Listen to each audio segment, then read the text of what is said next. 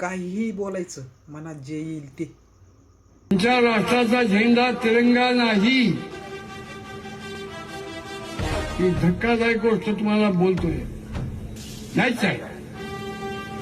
ते गांधी आणि नेहरू नासके कवडी किमतीचे बेकार कडकडीत दहशतवादी समजावे अशा नालायक परंपरेने तुमच्या आमच्या मस्तकावरती जो तिरंगा झेंडा लादलाय. बरं, जे आता गुरुजी बोलले ते कितपत योग्य आहे? जनगण मन याला नाकारणं, राष्ट्रगीताला नाकारणं, आपल्या राष्ट्राच्या ध्वजाला नाकारणं हे कितपत योग्य आहे? हा राष्ट्रध्वजाला नाकारणं म्हणजे हा देशद्रोह नाही का? जर कृत्य, समजा हेच जर वक्तव्य एखाद्या मुस्लिमांनी केलं असतं तर याच्यावर किती राजकारण झालं असतं, याच्यावर किती रान उठवलं असतं तुम्ही?